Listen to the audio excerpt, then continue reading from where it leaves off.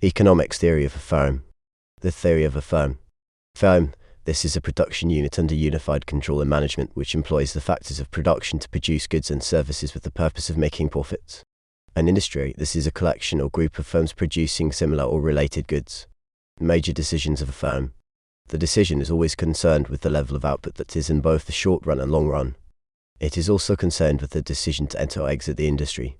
The major decisions include the choice of products to produce, what to produce. Quantities of output to produce, how much to produce is determined by the market. Choice of techniques to use, how to produce, i.e. labor or capital intensive.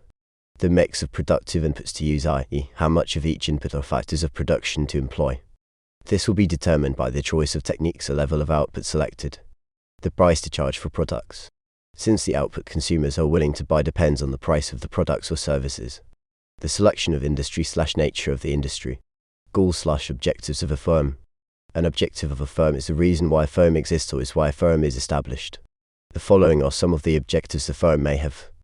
To maximize profits, i.e. to get as much profit as possible. Such a firm restricts output in order to charge high prices. To maximize sales, such a firm focus on increasing the turnover or to sell goods as much as they can without focusing so much on profit per unit sold. To maximize social welfare, i.e. this is common with publicly owned firms that aim at social welfare maximization by promoting national interests like creation of employment opportunities, balanced regional development, national security. All these cannot be pursued by a profit maximizing firm. To have the biggest market share, i.e. some firms aim at dominating others in the market through intensive advertising, modest pricing to outcompete rival firms. To limit entry of other firms, some firms may be interested in preventing the entry of new firms into the industry. This can be done through limit pricing, i.e. setting deliberately low prices in order to drive rival firms out of production. For prestige purposes/maintaining good image. Some firms aim at promoting a good economics theory of a firm. Factors that influence the long-term decision of a firm. The internal organization of the firm. Good internal organization leads to quicker decision-making regarding the firm's operations. On the other hand, poor internal organization delays decision-making which negatively affects the long-term plans of the firms. The external environment in which the firm operates. Favorable external environments such as presence of land for expansion. Expanding market creates an opportunity for the firm to decide to expand in the long run. On the other hand, unfavorable external environment such as limited land for expansion, inadequate market discourages the firm's decision to expand in the long run. The prevailing price levels for the firm's products. Lucrative prices for the firm's products motivates the firm to decide to expand the scale of production in the long run due to the prospects of earning high profits. On the other hand, declining prices for the firm's products discourages the firm to decide to expand the scale of production in the long run due to the prospects of low profits. The size of the market. An expanding market motivates the firm to decide to expand the scale of production in the long run due to prospects of maximizing sales and thus earning more profits. On the other hand, declining market discourages the firm's decision to expand the scale of production. This is due to reducing profitability of doing business. Government investment policies. Favorable government investment policies such as provision of subsidies, tax rebates, tax holiday, improving infrastructure motivate the firm to decide to continue in production and also expand the scale of production in the long run due to the reducing cost of doing business. On the other hand, unfavorable government policies concerning investment such as high corporation taxes, increasing taxes on the firm's products, declining state of infrastructure discourages the firm to decide to remain in business or to expand the scale of production due to the high cost of production. Degree of freedom of entry of new firms into the industry. High degree of freedom of entry into the industry discourages the firm's decision to decide to expand the scale of production. This is so because the market is shared with other competitors since there is a possibility of remaining with unsold output, thus wastage.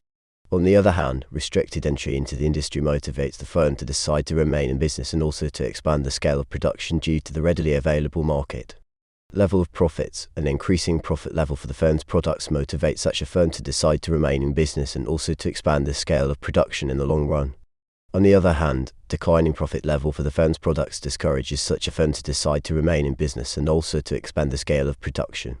Production function input-output relationship. This represents a functional relationship between quantities of various inputs used and the maximum output that may be produced.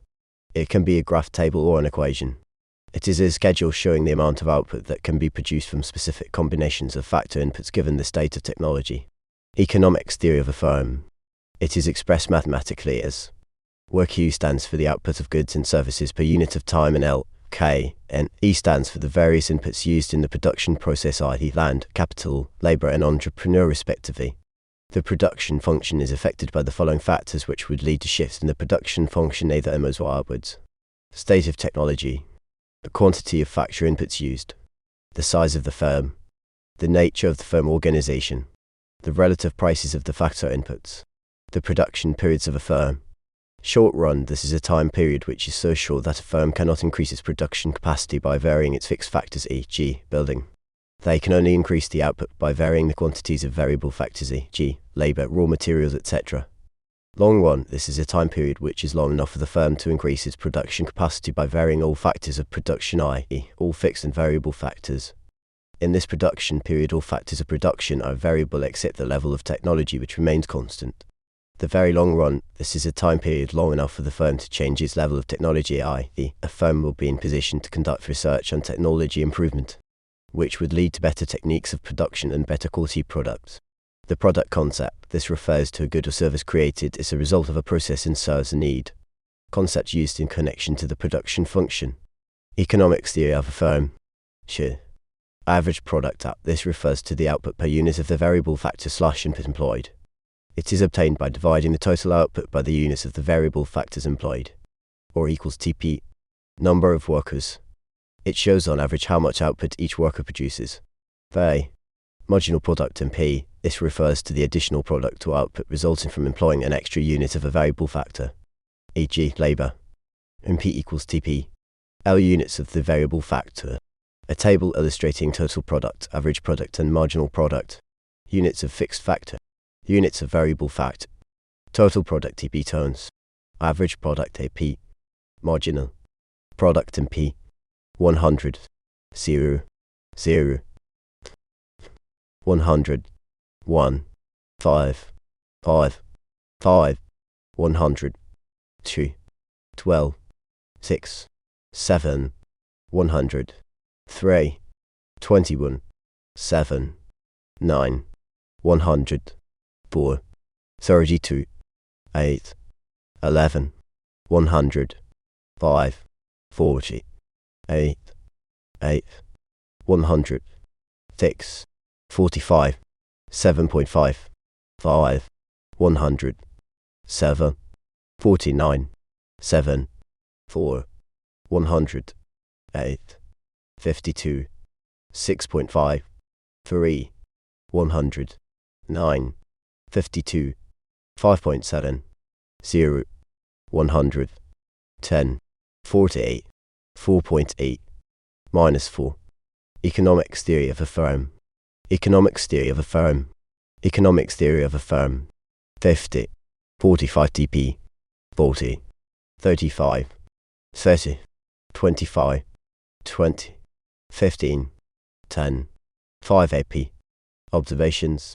When total product is at maximum, MP is equal to 0. When TP starts declining, the MP becomes negative.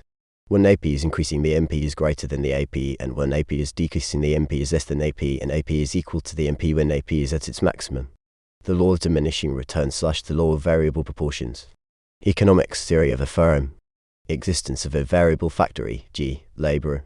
The technology is constant. All units of the variable factor are homogeneous / equally efficient / the variable factor is easily divisible into small units. Constant factor prices, e.g., constant wages, constant rent, etc. Short run period. TP. Note, as the variable factor is increased, the following stages are observed as illustrated below. Output stage 1, stage 2, stage 3. R. Are units of variable factor. Economics theory of a firm. MP. The explanation of the stages illustrated in the above graph is as follows. Stage I. The stage of increasing returns. For this stage, the TP, AP, and MP are all increasing, i.e., the application of an additional unit of a variable factor leads to more than proportionate increase in output. This is an indication of increasing efficiency of the factor combination. The fixed factor is in excess of the variable factor. Stage 2. Stage of diminishing returns. At this stage, TP is increasing at a decreasing rate, MP is falling, but is positive. The application of extra units of a variable factor leads to a less than proportionate increase in output. AP reaches maximum and starts declining. TP continues increasing and reaches maximum at point where MP equals 0. Stage 3. Stage of negative returns. At this stage, TP starts declining and MP becomes negative. This is because the fixed factor is overutilized while the variable factor is underutilized, so profitable production cannot take place at this stage. The point at which AP is at maximum is the optimum level of production. The law of returns to scale. This law states that when there are proportionate changes in the amount of input, the amount of output also changes. Returns to scale. This refers to rate at which output changes when factor inputs are changed. There are three categories of returns to scale, namely, increasing returns to scale. This is one where output increases but by a greater margin compared to the increase in factor input. E.g., if workers are increased by 10% and the producer's output increases by 50%. Constant return to scale. This is one where the change in the factor combination brings about an equal change in output produced. E.g., if workers are increased by 10% and the output also increases by 10%. Economics theory of a firm. Location and localization of firms. Location of a firm. This refers to a place or a site where a firm is situated / established / set up. Factors leading to location of a firm's. Presence of market. Most firms which produce products that gain weight after production and those which are perishable are located close to market to minimize cost of transportation. Presence of raw materials. Firms that use bulky raw materials which are costly to transport are located near the source of raw materials, e.g. drawer and Hema cement factory. Closeness to the source of power. Entrepreneurs tend to locate their industries near the source of reliable power supply. Presence of means of transport. Locating an industry near a source of transport is important because it makes it easy to transport raw materials and finished goods. Presence of cheap labor with relevant skills. This reduces the labor costs and therefore most industries locate near the cheap labor supply. Presence of clean water supply. This is necessary for heavy industries, which require a lot of water for industrial processes and water for damping wastes. Presence of a stable political atmosphere. A stable political climate attracts many entrepreneurs, hence location of firms. Presence of auxiliary services. Firms tend to be attracted near or in areas where services like banking, insurance, warehousing, advertising, media are well developed. These facilitate the production process. Industrial inertia. New firms tend to be attracted to areas where there is only high. Economics theory of a firm. Favorable government policy on location of firms. Favorable government policy in terms of incentives such as provision of subsidies, developed infrastructure in a given area attracts firms to be located there due to low production costs. Reasons for influencing the location of firms by the government. To encourage the exploitation of some resources. To create more employment opportunities. To facilitate fair distribution of incomes. To minimize the adverse effects of localization. To ensure balanced regional development. To control monopoly tendencies. To avoid unnecessary duplication and waste to fulfill political obligations. For strategic reasons. Terms related to location of firms. Footloose industry. This is an industry that can be located anywhere regardless of the factors that affect its location, such as presence of raw materials, presence of market, etc. Rooted industry. This is an industry located in a particular area because of a given pool or location factors. E.g., located near the source of raw materials or near the source of market. E.g., cement firms are established near the source of raw material, which is limestone, whereas furniture workshops are established in urban areas which are the source of the market for the furniture made. Industrial inertia. This is the tendency of an industry to locate or continue surviving in an area where other industries exist even when factors that led to location of industries no longer apply. Localization of an industry. This is the concentration of firms producing related products in order to reap or enjoy external economies of scale / advantages of the location. Advantages of localization. Facilitates infrastructural development in the area. This is so because there are many. Economics theory of a firm. Leads to cooperation of the industries in solving common problems. This is done by pooling resources to solve problems like insecurity in the area. Leads to development of a pool of skilled labor. People in such an area are willing and interested in learning the skills needed in a localized industry. Over time, they become specialized and employable in the industry. Leads to development of organized markets / expansion of markets for products. This is so because firms are in one area which attracts potential buyers for their products, making marketing easy. Leads to a wide variety of goods produced in the area. This is so because there are many firms producing different products, hence widening the consumer's choice. Encourages forward and backward linkages. Some firms are attracted in the area to either supply raw materials or to provide market to the already existing firms. Promotes development of auxiliary services such as insurance, banking, warehousing in the area. These attracted to facilitate the production and marketing services. Leads to increased utilization of the would-be idle resources. This is because of the many firms in the area that make use of the available resources. Promotes specialization and its advantages. There is specialization by commodity and by process in the localized industries. This leads to production of a variety of products, increased output, better quality products, etc. Leads to low prices of final product. This is due to the reduced cost in terms of acquisition of raw materials, marketing by the different firms. Leads to increased government revenue through taxation. This is through the taxes imposed on the products produced by the different firms, the incomes of the employees and the profits made by the localized firms. Leads to increased quality of output due to competition. This is because of the many firms in the area which strive to produce better quality goods so as to secure market. Leads to increased output. This because of the many firms in the localized area which lead to production of high volume of goods, thus accelerating the economic growth rate. Demerits of localization. Leads to regional imbalance in development.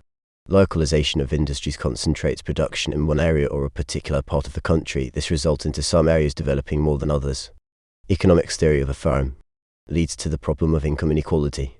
People who are employed in the localized industries earn more incomes than their counterparts in other areas. Leads to quick depletion of resources in an area. There is overexploitation of the resources in the localized areas by the many firms. This leads to their quick depletion. Leads to increased cost of land/high rent rates. This is due to the stiff competition for land by the many firms. This leads high rent rates, thus high cost of production. Leads to environmental degradation/pollution in the area. Localization of industries causes excessive pollution of air and water due to industrial waste and emissions from the manufacturing plants. This puts people's lives and the environment in danger. The economy becomes dependent on a particular area which is risky. This is because concentrates in a particular area, and in case of a problem like war, all other areas suffer. Leads to displacement of people, making many landless. Many industrial investors are forced to encroach on land meant for settlement purposes in order to expand their industrial activities. Leads to increased cost of labor. This is due to the stiff competition for the skilled labor force by the many firms. This leads to high cost of production. Leads to rising cost of living in the area. This is because of the increased demand for goods and services by the many people, which leads to their increased prices. Delocalization. This is a deliberate act by government of distributing industries evenly throughout the country to avoid concentration of industrial establishments in one area. Advantages of delocalization. Creation of even employment opportunities. It reduces the problem of rural-urban migration and its associated evils. It leads to even development of all regions of a country. Facilitates the development of infrastructure more evenly throughout the country. The survival of small-scale firms alongside large-scale firms. Despite the advantages enjoyed by large-scale firms, some firms continue to operate on small-scale basis, reasons being they are beginner/new firm. Some of the small-scale firms are still at this stage of infancy with limited experience, hence prefer to remain small despite the advantages enjoyed by large-scale firms. Fear of increased taxes. Small-scale firms fear taxation associated with large-scale production, hence continue to remain small not to attract the attention of government despite the advantages enjoyed by large-scale firms. Limited capital for expansion / they are cheap to start. They increase to have limited capital for expansion since they cannot buy enough raw materials to increase output and thus continue to remain small despite the advantages enjoyed by large-scale firms. They are experimental / pilot projects. The aim is not profit maximization but provide research findings that benefit other firms. Economics theory of a firm. Limited managerial skills required. This limits the level of innovation and creativity among the managers, making it hard for the firm to expand. Limited supply of raw materials. This limits large-scale production since the raw materials are scarce and expensive to acquire. Fear of diseconomies of scale / fear of high risks associated with large-scale firms. The entrepreneur maintains the scale firms which are easy to manage. Production according to special order. People supply a few goods at a time according to order. Market requiring personal touch / personal service. This is because the person has to attend to the customers individually and therefore needs a few customers at a time to ensure effective delivery of a service. They are flexible / allows for flexibility. Many people like them because they can easily change from one line of business to another without loss.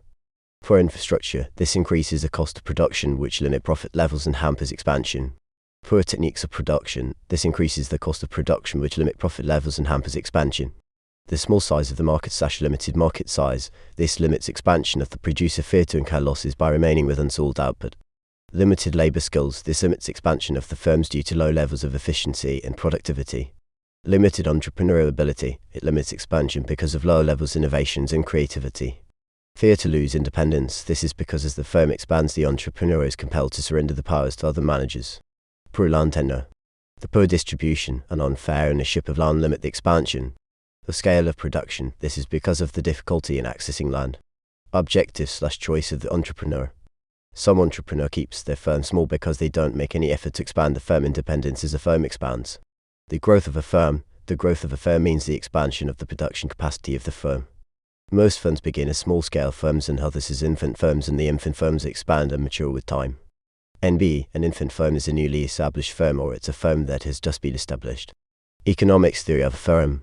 This is when two or more firms come together to form a bigger firm and thereby enjoy better or greater economies of scale. Firms may combine in different forms or ways, and the common ones include R. Complete amalgamation/consolidation. This involves dissolution of all companies intending to amalgamate, and then there is creation of a new company to take over their businesses. Roman 2. Absorption. This form of combination takes place when one company takes over the business of another company or companies. Here one company retains its entity. Roman 3. Holding company. Under this arrangement, the various companies entering into combination retain their entities while one of them acquires controlling shares, i.e. 51% or more. The companies controlling the other companies would then be called the holding company, while the others would be called subsidiary companies. Roman 4. Mergers. Firms or industries are said to merge if and when they pool their assets and operate jointly as one production unit. This is where two or more firms come together to form one big firm. Factors that determine the growth of a firm. Some firms are bigger than others, or some firms grow faster than others because of the factors affecting the growth of the firm, and such factors include the following. The size of the market. A firm with a big size of the market grows at a faster rate because of high level of earnings than the firm with a small size of the market because of level of earnings. Availability of finance/funds. A firm grows faster when it has adequate finances to purchase inputs, whereas inadequate finances limit the growth of the firm, cannot purchase enough funds to purchase inputs. Level of technology use. A firm that uses modern technology is more efficient and expands easily, while a firm that uses poor technology is inefficient and fails to expand easily. The land tenure system. A good land tenure system enables the firm to grow faster because it easily accesses land for expansion, while a poor land tenure system limits the growth of a firm because it cannot easily access land. Supply of raw materials. Constant supply of raw materials enhances the growth of a firm because it easily acquires raw materials at a low cost, while inadequate supply of raw materials limit the growth of the firm because the raw materials are scarce and acquired at a high cost. Level of taxation and subsidization. High taxes limit the growth of the firm because they increase the cost of production, which reduces profits of the firm, whereas subsidization of the firms enhances their growth because they reduce the cost of production, which increases their profits. Economics theory of a firm. Availability of skilled labor. Presence of skilled labor in the firm increases the chances of growth because the firm easily acquires the skilled labor at a low cost, while limited supply of skilled labor limits expansion of the firm because labor is acquired at a high cost. Level of entrepreneurial ability. High entrepreneurial ability leads to the growth of the firm of the increased inventions and innovations by the entrepreneur, whereas limited entrepreneurial ability limits the growth of the firm because of low levels of inventions and innovations. The state of infrastructure. A well-developed infrastructure such as good roads lead to the growth of the firm because it lowers the transportation costs, whereas poor state of infrastructure limits expansion of the firm because it increases the cost of production. Political atmosphere. Firms grow faster when there is political stability because they are not scared of losing their lives and property, whereas political instability limits the growth of firms because it scares entrepreneurs since they fear to lose their lives and property. Merging of firms. This refers to the coming together of two or more firms to enjoy economies of scale. Types of merging. 1. Horizontal merging. This is the union or combination of two or more firms in the same industry / producing similar or related goods at the same stage / level of production. e.g. Airtel joining with Wired Telecom. 2. Vertical merging. This is where two or more firms at different stages of production but producing related or similar goods come together to form one big firm. E.g. when a tea growing firm combines with a tea processing firm. When the merging is towards the source of raw materials, it is called backward vertical merger. But when that combination is towards the market outlet, then it is known as forward vertical merger. 3. Conglomerate merging. This is when two or more firms dealing / producing completely unrelated commodities come together for the purpose of achieving diversification of activities. E.g. a shoemaking firm joining with a bread-making firm to form one big firm. 4. Lateral merging. This is the bringing together assets of two or more firms producing related commodities but not competing and can be conveniently marketed together, e.g. shoes and shoe polish making firms. Reasons why firms merge. To reduce the average cost of production / to increase profits. To encourage efficiency / improve the quality of output. To attain monopoly power / to control the market. To effectively exploit the available resources. To minimize unnecessary duplication and waste. Economics theory of a firm. It reduces the average cost of production, e.g. reduced cost of advertising. It leads to increased resource utilization. It reduces competition for the market / widens the market / increases sales. It reduces duplication of product. It leads to increased accessibility to skilled labor. It increases the firm's accessibility to capital / loans. It leads to improves management. It leads to access to technology. It enables the firm to spread risks / leads to sharing of risks. It improves the efficiency of the firm / it enables the firm to make more profits. It leads to increased output. Reduces stiff competition for the raw materials. Disadvantages of merging of firms. It leads to monopoly power, since after merging a firm remains alone in the market and such a firm charge high prices. It leads to unemployment because when firms merge, some workers are laid off.